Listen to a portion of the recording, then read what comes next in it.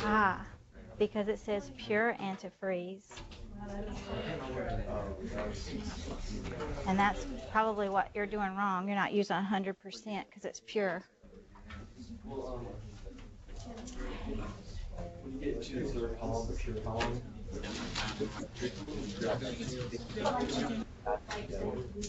you always add. As you go down, you're adding. As you go across, you're multiplying. And then the very last one, you're going to add as you go down. You're going to multiply as you go. We'll work it. We'll do it.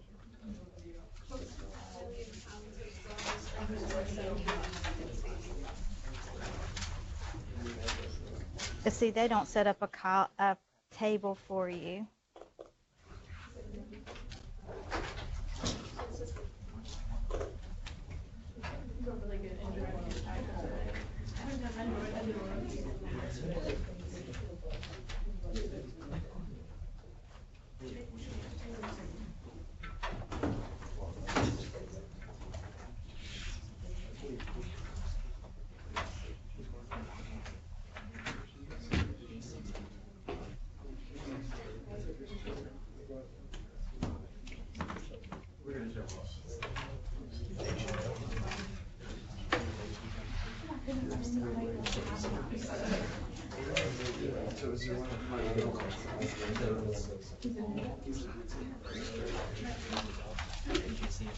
Okay, are we all here?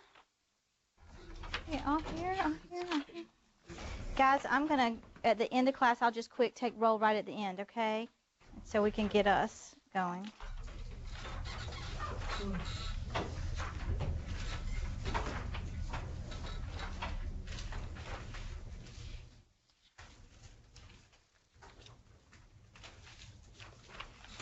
Okay, I've had, welcome everybody. Are all my classes here? Everybody here? On my other sites? All right. Hey, everybody. Okay, I've already had one question about a homework problem, and so I'm going to jump in and do that, and then if anybody else has another question, we will do that. If during the day or as you're working a homework problem, you can shoot me an email. You know how in my math lab you can click Ask Your Instructor, and so you can also shoot, don't just shoot me 25 because you really hadn't thought about it. I mean, think about it, look through the example, and if you can't figure it out, shoot that to me. Put a little note in there if you know where you're getting stuck or what you don't understand. If I can just type right back and let you know, I'll do that. If it's something that's more involved, I can make a quick little video and I can post it on Blackboard for everybody to see. Because a lot of times, if you have a question about something, there'll be another student who would have a question about that same one. Okay?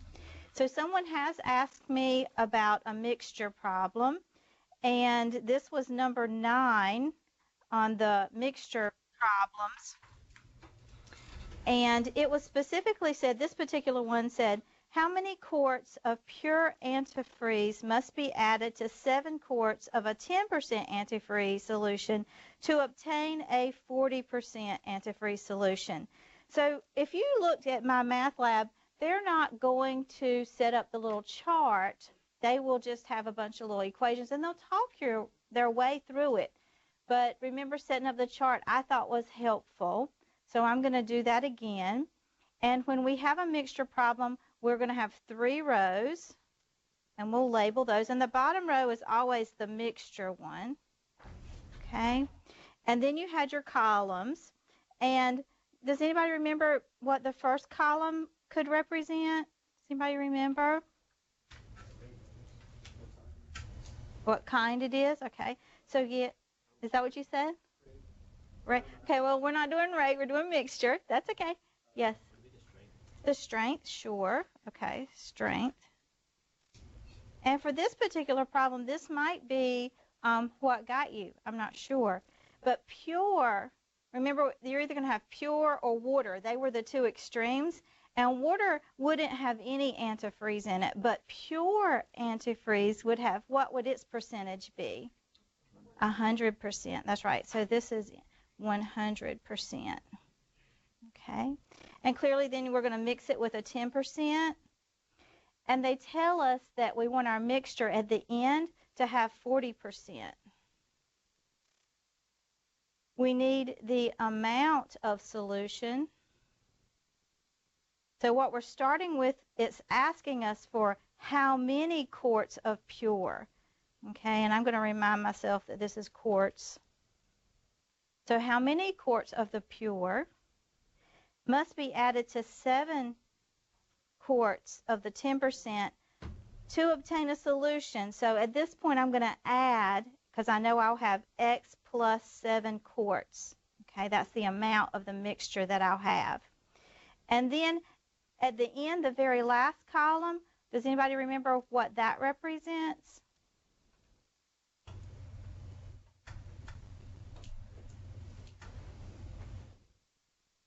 It's the amount of just pure antifreeze that I have.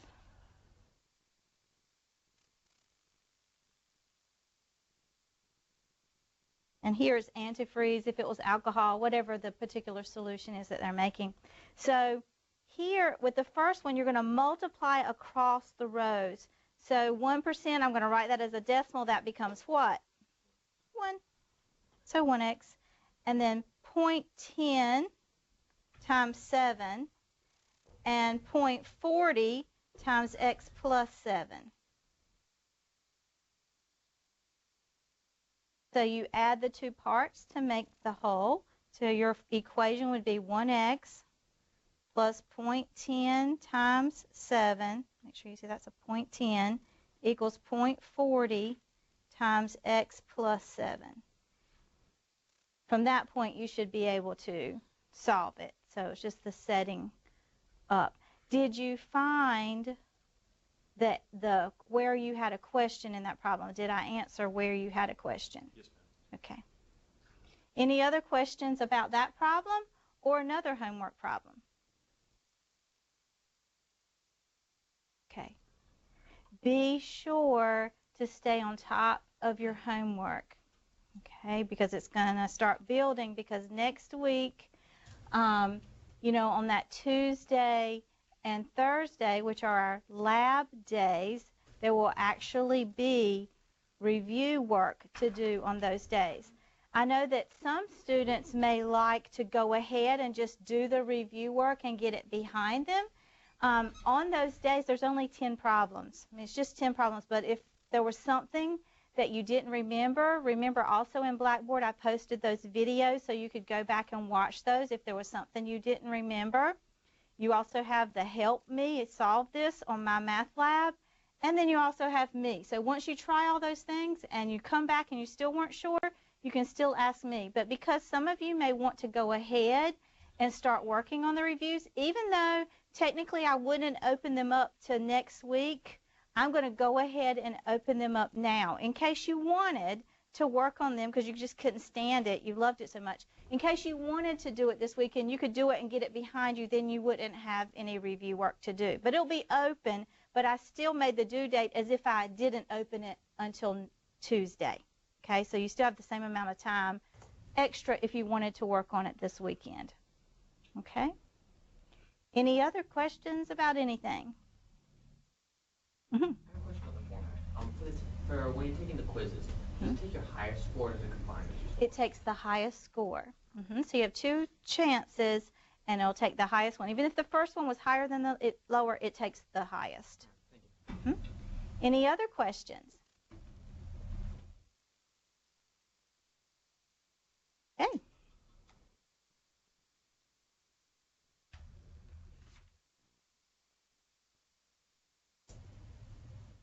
All right, we ended right in the middle of getting ready to start a problem in 1.3 last time. And I said the words rationalize the denominator, and I got some stares that said I'm not sure I really remember rationalizing a denominator. So I'm going to take just a second and remind us about rationalizing a denominator.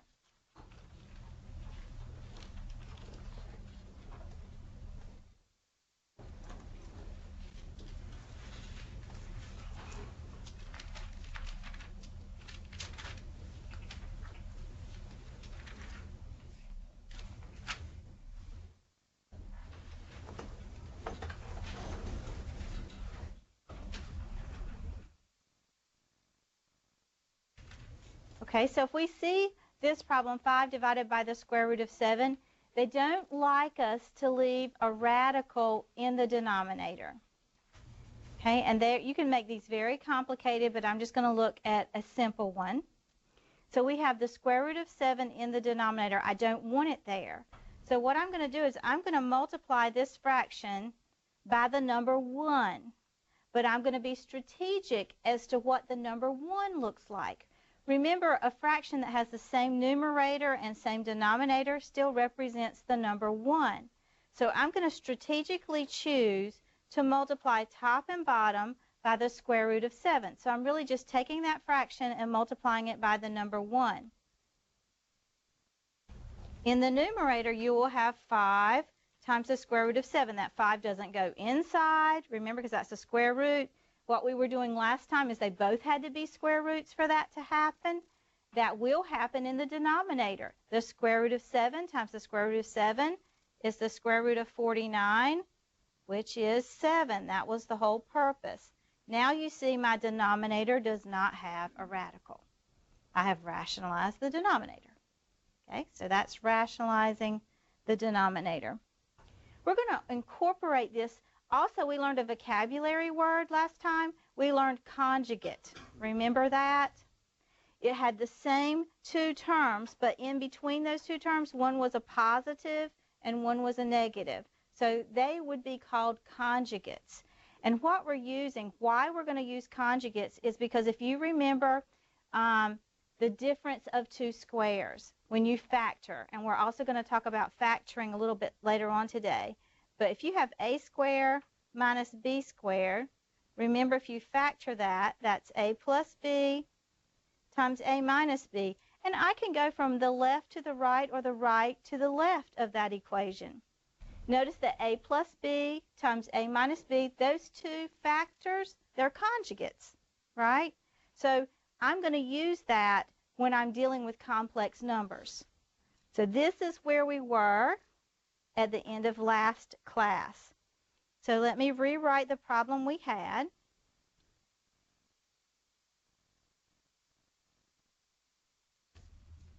We were supposed to divide by this complex number. Remember I'm going to put it in a different color just to remind you. Remember that I is the square root of a negative 1. So there's our radical that we want to get rid of. Okay? So I'm going to rationalize that denominator by multiplying top and bottom by the conjugate. So 5 plus I, 5 plus I.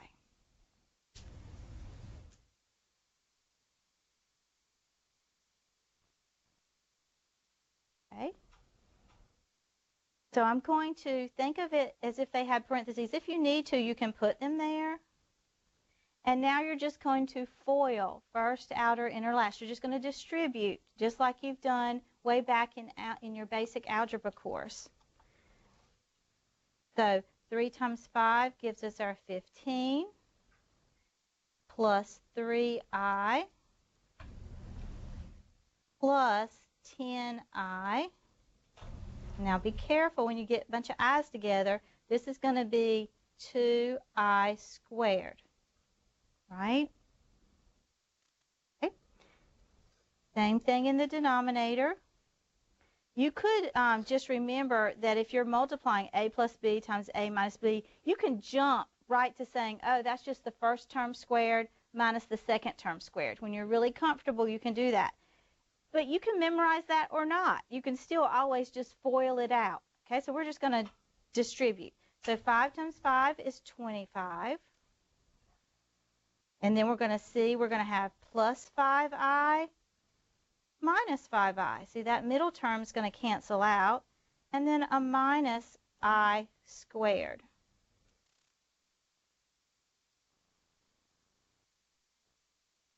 And what does I squared? How do we rewrite I squared? Yes, -1. So really, this is a -1 here. This is a -1 there.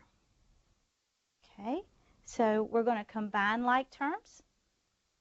So I have 15 in the numerator, and then I also have, this is a -2, right?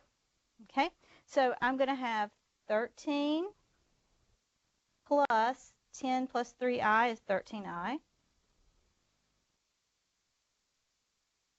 And then in the denominator, be careful because this is a minus a -1. So actually that's +1. So be careful, that right there becomes a +1. So I have 25 plus 1, so that's 26. And my i's cancel out. So you see what happened in my denominator? I don't have any i's there anymore. I don't have any radicals there anymore. They often, remember, they would ask you in my math lab to leave your answer in standard form. And in standard form, most of the time, that's a plus bi. So they want you to separate the real part and the imaginary part. This would be 13 over 26 plus 13 over 26i.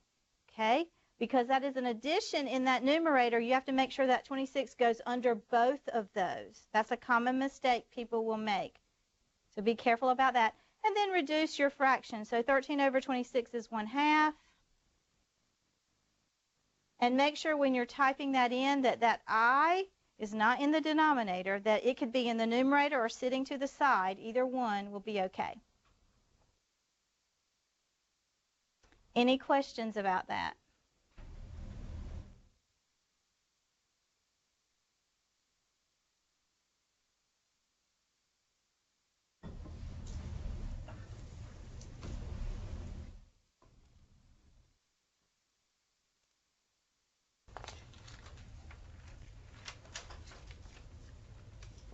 Okay, suppose I wanted to divide 3 by I.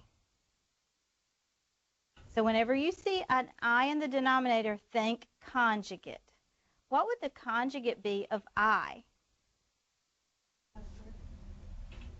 Now I squared, because that's multiplying. I over I, dividing, -I. Yes, because I is the same thing as 0 plus I. And so its conjugate would be 0 minus I. So really it's just -I. So I'm going to multiply top and bottom by its conjugate, which is -I.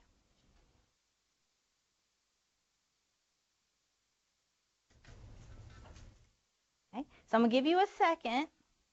You do that, and then we'll see if we all get the same answer.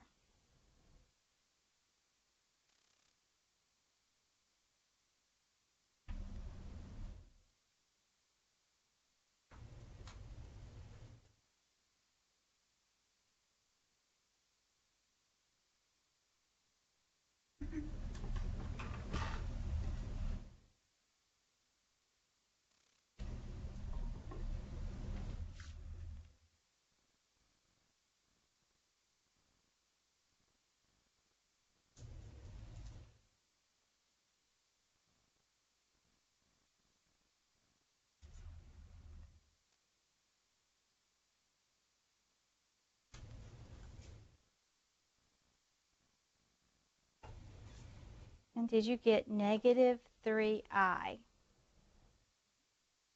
Any questions about coming up with -3i?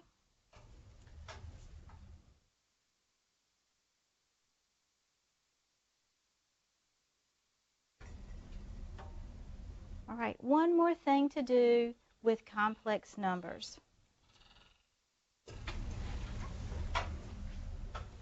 They want us to simplify powers of I.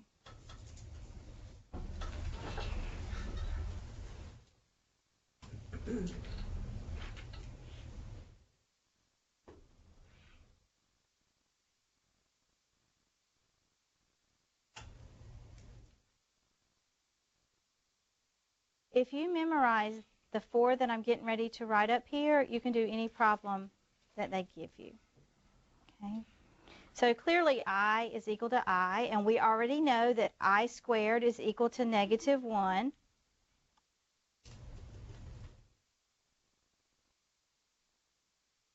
I to the third, I'm going to break it down. I to the third could be written as I squared times I, right? Using powers.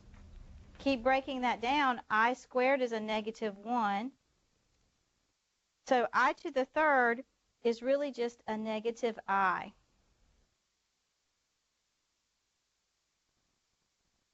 And I to the fourth, which is I squared times I squared, is 1. Okay, so I'm using my exponential rules just to break it down. So what you want to know is that I is equal to I squared is equal to negative 1, that I to the third is negative I, and I to the fourth is 1. Those are the 4 you want to know. And you should also know that I to the 0 is also 1 because anything to the 0 power is 1. Okay. Is the I to the squared equal to negative 1 or negative I squared is negative 1. I? Okay.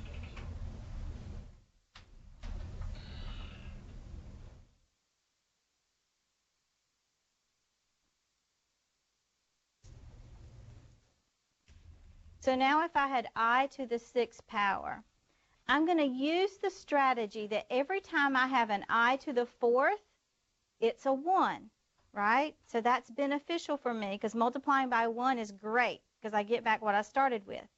So I to the 6th, I could write that as I to the 4th times I to the what? Squared. That's right, because when you multiply like bases, you add exponents. So I to the 6th could be written as I to the 4th times I squared. But I to the 4th is just 1. So really, I to the 6th is the same thing as I squared. And what is I squared? Negative 1. So anytime I have an exponent, every time 4 will divide into that exponent, it just represents the number 1. All I care about is what's left over, the remainder. So if I had I to the 15th, 4 goes into 15 how many times? 3, with how much left over? 3, because, right, 4 goes into 15 3 times, that gives me 12, and I have 13, 14, 15, 3 left over. So I to the 15th is the same thing as I to the 3rd. I'm getting like eyes that are like, I'm not sure what you're doing. Okay, watch.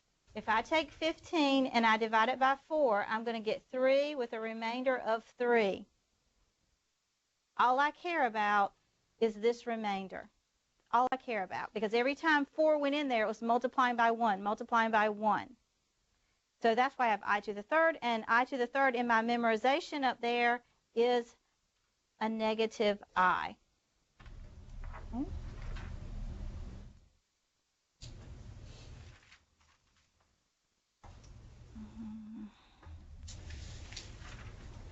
I to the negative 3. I'm pulling on your memory of exponents, okay? Remember, when you have a negative exponent, if there's nothing added or subtracted to it, you can drop it down to the denominator, and if it's in the denominator and it has a negative exponent, you can move it up to the numerator, as long as there's nothing added or subtracted to it. So I'm going to rewrite this as I to the 3rd, okay? And then, what is I to the 3rd? It's a negative I. But remember that I represents a radical. They do not let you leave radicals in the denominator. You have to rationalize that denominator.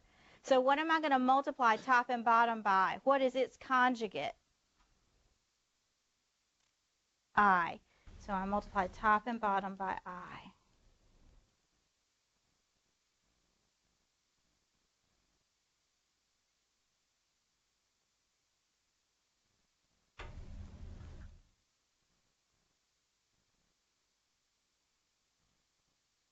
So my answer is I. So soak that in. Any questions?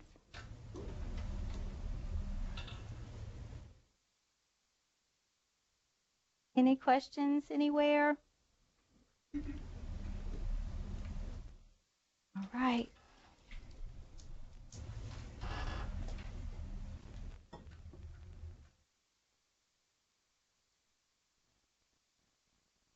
Okay, you do that one. I to the negative 14th.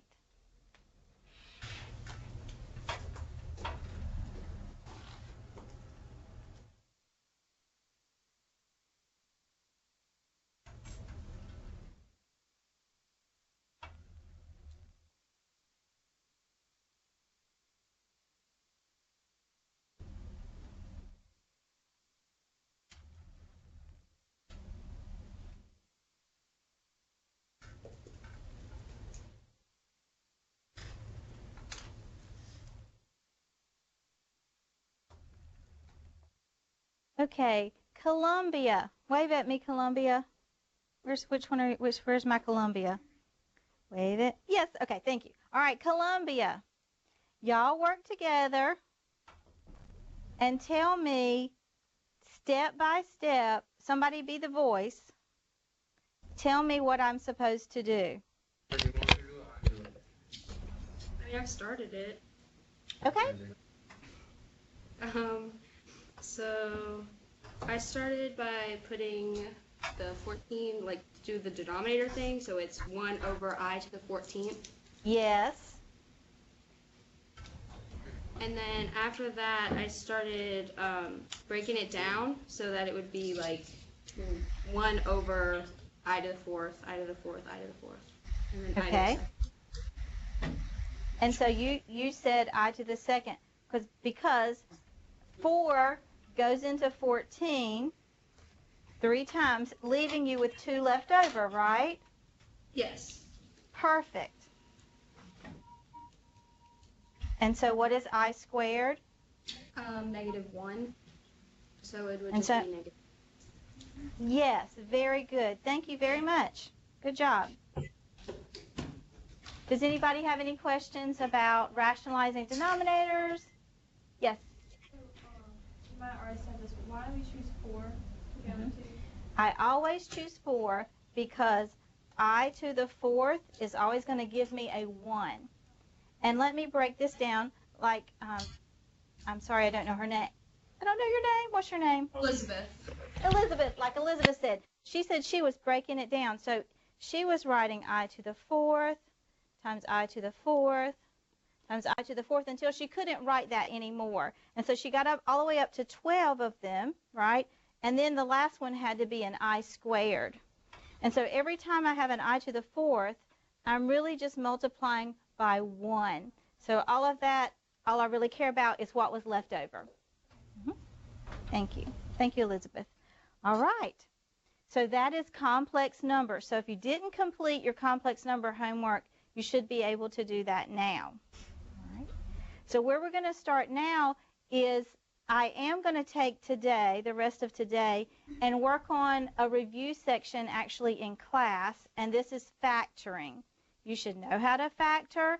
I'm going to pull up things that maybe you might have forgotten, because if you do not factor well, life is not going to go well for you for the rest of the class. Okay, so I am going to take time to do that. So in my math lab, you should be able to complete 1.3, and then you'll have the review section for R4 that's opened up. Okay? Okay, so when you factor, I'm just going to first put a couple of things to remember no matter when you're given a problem. often you just need to be able to look at the problem and have a plan of attack. Like, how do I even start? What method do I want to use? But when you're factoring, these are just things to think about. Always look to see if you can take out a greatest common factor. You look at every single term, because if they have something in common, you want to take that out first. That's going to make all your numbers smaller and easy to work with. Okay, so you want to always do that first. If there are 4 terms, you probably want to try grouping.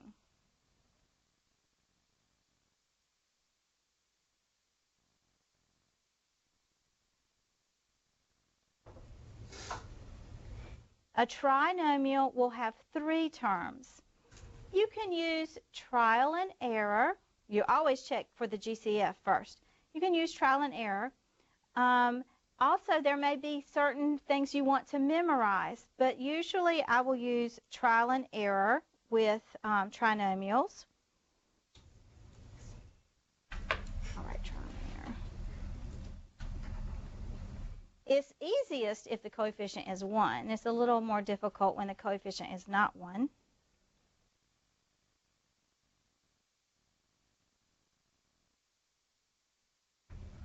There are many things that you can memorize when it comes to factoring, but there are very few that you actually have to memorize. The first one I'm going to write down is one you don't have to memorize, but you use it and see it so often. In fact, we've already used it today. You would want to know it. So if you see x squared minus y squared, you would just want to know that that's x minus y times x plus y. That's the difference of 2 squares. So not necessary to memorize, but ultimately you're going to use it so much you do need to memorize that one. The other 2 you do have to memorize. You don't use them very often, but when you do, if you don't have it memorized, you can't work the problem. And this is going to be the difference of 2 cubes and the sum of 2 cubes.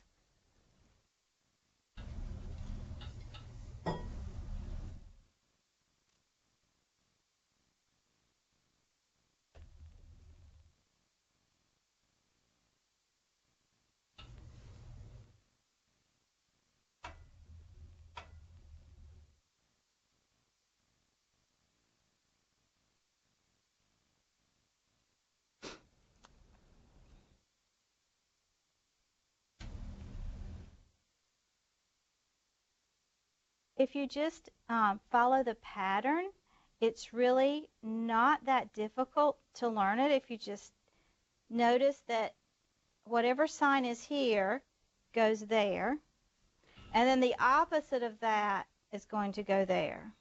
Okay, so as far as signs go, that's the sign changes.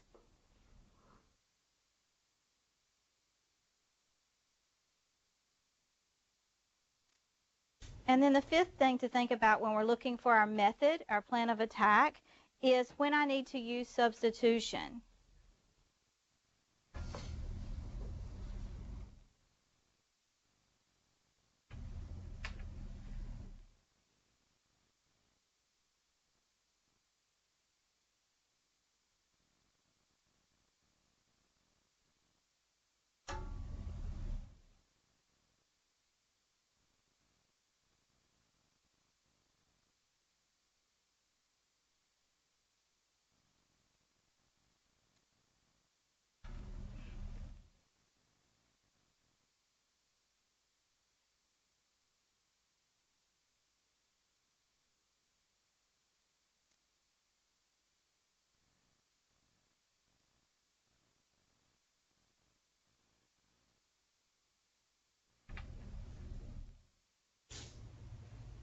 When the highest degree is twice the middle term, and when I say middle term, I'm really talking about the middle term's exponent, okay? So here, b to the 8th, you're going to write it first in descending order, b to the 8th plus 7b to the 4th plus 6. So you see your highest degree is 8, and that middle term is 4. You may, if it's as simple as this, be able to do it without using substitution. But as we get more complicated problems, when you have that scenario, you're going to know I want to use substitution. In my math lab, I think the homework even tells you use substitution. Okay. So what we're going to do now is just start practicing some factoring problems to remind you of special things to watch out for.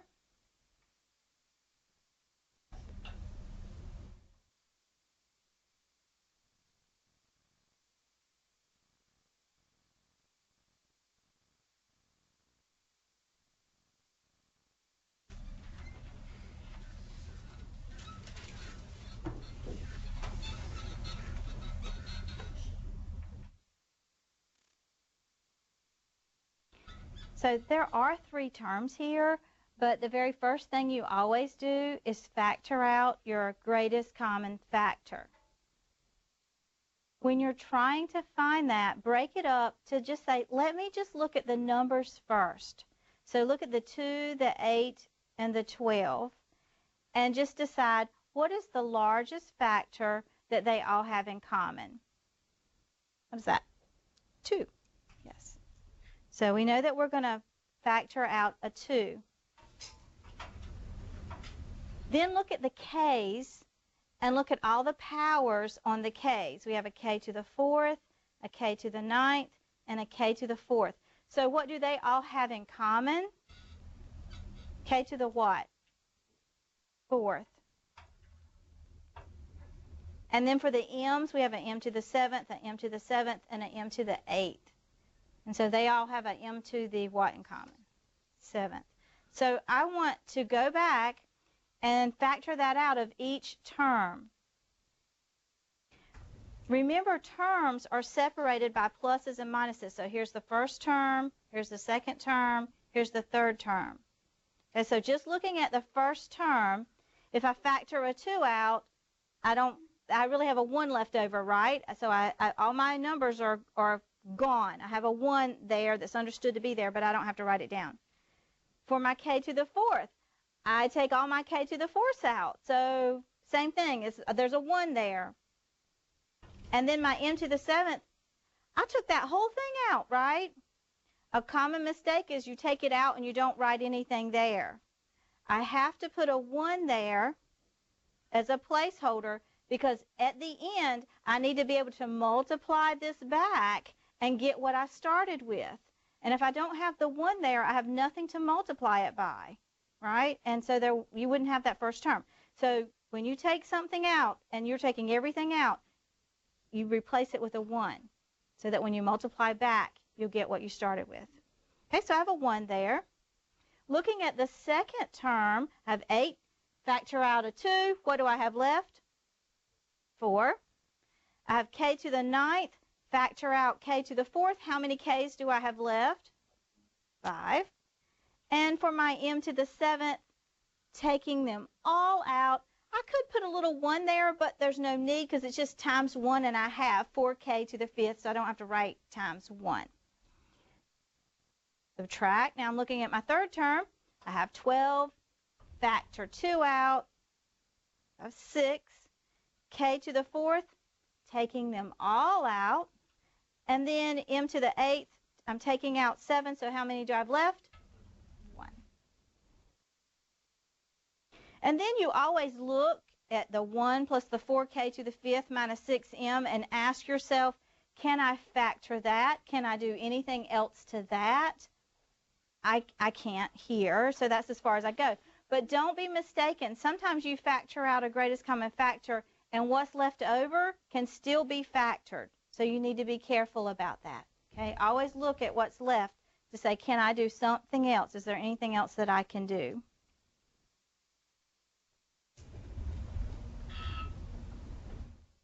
This is one that has 4 terms.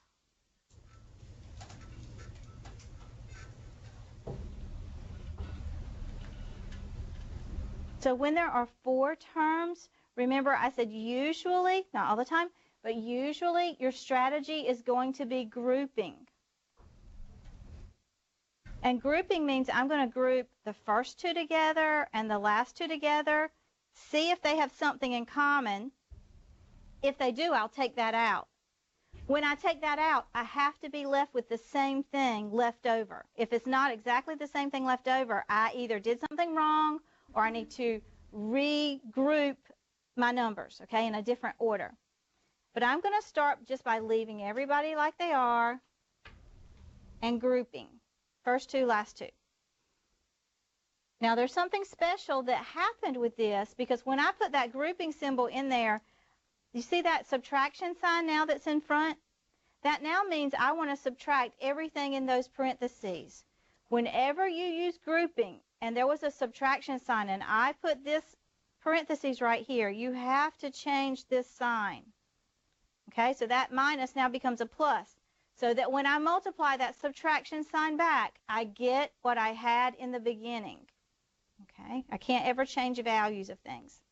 So that's a common mistake. So when you put parentheses down, if there was a subtraction sign in front, change the sign in the middle, okay, and everything after it.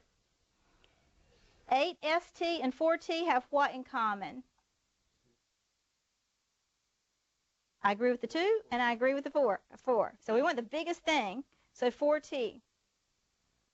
So when I take 8ST and I factor 4T out of that, I have 2S. Plus what?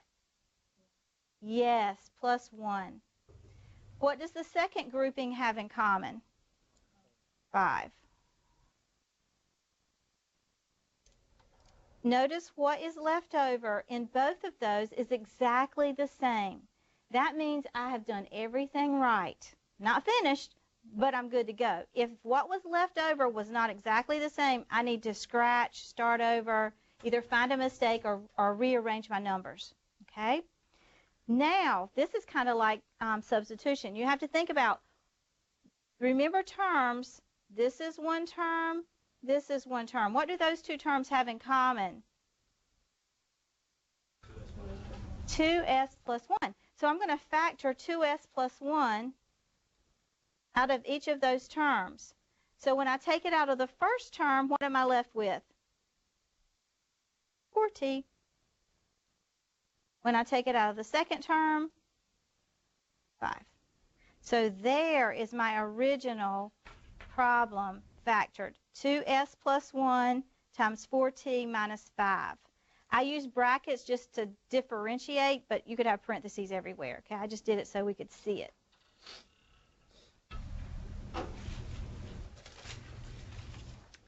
Any questions? Alrighty.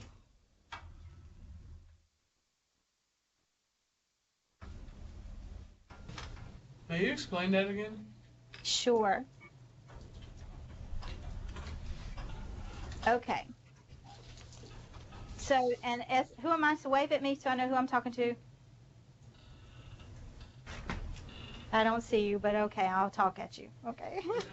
Which school was it? Which school? Mowski. Okay, now wave. Now wave. Wait. Wave so I know who I'm talking to. Okay, I can't see you. All right, I can't see you. You see him? Wrong way, Christian. This way. This way. There you go. You see him? Wave at me. Wait, He got the pink shirt. Yeah, pink shirt. Okay, it's okay. I'm just trying to make, okay. Okay. Here we go. Just tell me at each step if you understand, okay? Because I'm not sure exactly where you lost me. Okay, so in the beginning, are you okay with putting parentheses around the first two and the last two? Yes. Yes. And do you understand about the part where, because we have this subtraction sign, I needed to change this sign? Yes. Awesome. Okay, so I looked at my first grouping, and I asked myself, what is the same between 8ST and 4T? So look at the number part first. I have an 8 and a 4. The biggest thing that they have in common is the 4. So I'm going to factor a 4 out, and when I look at the numbers, the letters, what they have in common is the T. So are you okay with me taking the 4T out? Yes. Okay, so when I take the 4T out, then 8, if I take a 4 out, I have a 2. And if I take the T out, I have an S left over. So you okay with coming up with the 2s and the 1?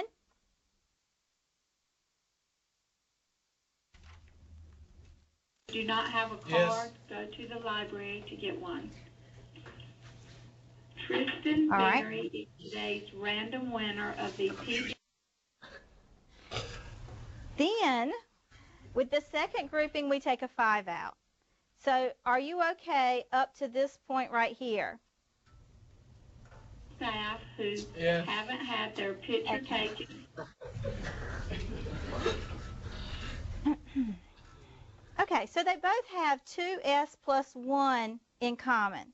This has a 2s plus 1, and this one has a 2s plus 1. So I want to take that 2s plus 1 out of each of those. I'm going to factor that from each term. So I write 2s plus 1 down first, because I know that's what I'm factoring out. So if I factor that out of here, all I'm left with is my 4t. And if I factor it out of here, all I'm left with is my 5. So that's where those numbers came from. Do you have any questions about that, or is that good? Lamar I Merritt got it now. and Okay. Great.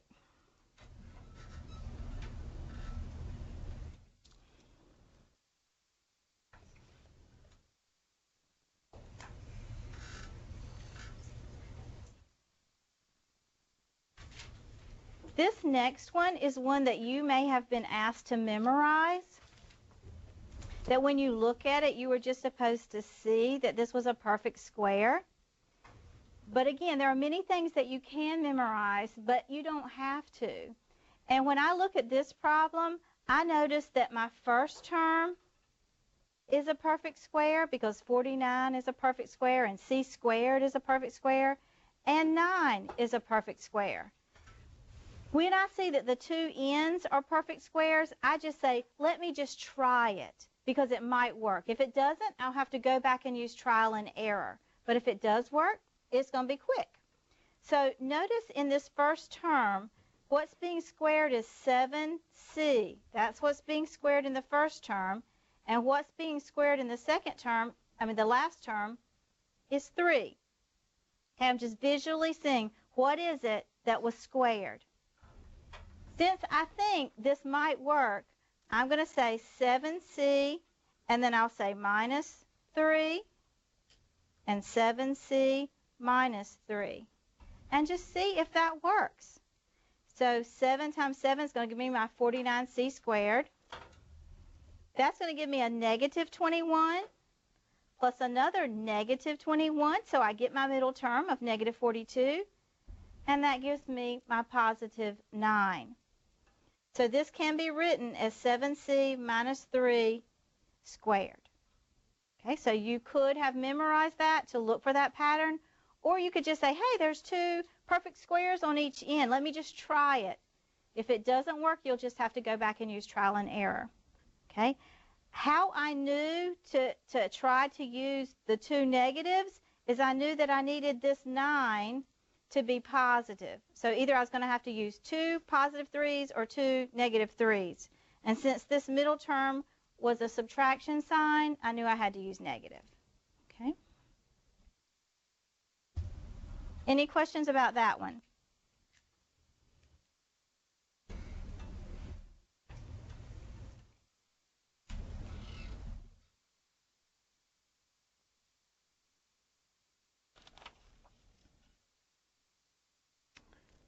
All right, I'm going to do the one at the end that was the substitution one that I showed you before. This is just 3 terms, but that exponent is fairly large. And so I'm going to use substitution just so that you can see the method. Whenever you use substitution, it's just a thing in math that often they use the letter U when you're going to substitute for something. And you always let your substitution U represent whatever this middle term is. Okay, so this is using substitution.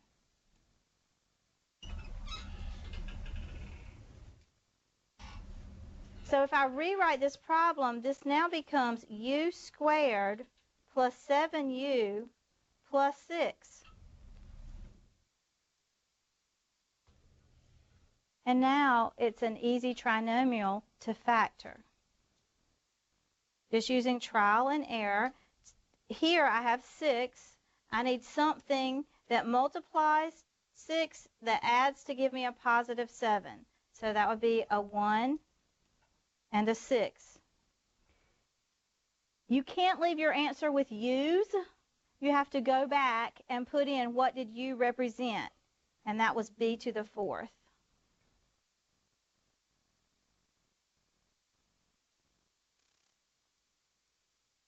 Always look at what's left over to see if you can break it down any further. The only thing I possibly could have done, since this said b to the 4th plus 1, I can't do anything.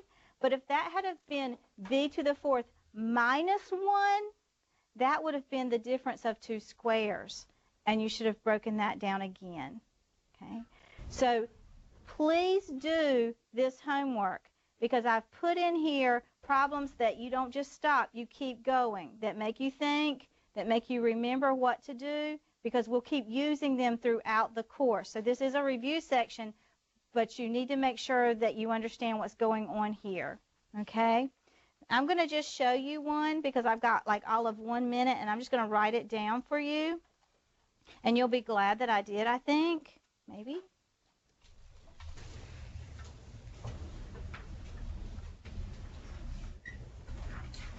This is one where you would use substitution. U is going to be b minus 8. So then this is 4u squared plus 36u plus 81. And then you would factor that. Get done and replace u with b minus 8. Okay? So practice this. Let me know next time if you have any questions. All right? See you Monday. Have a good weekend. Get caught up on your work if you haven't done it. For those of you here, I'm taking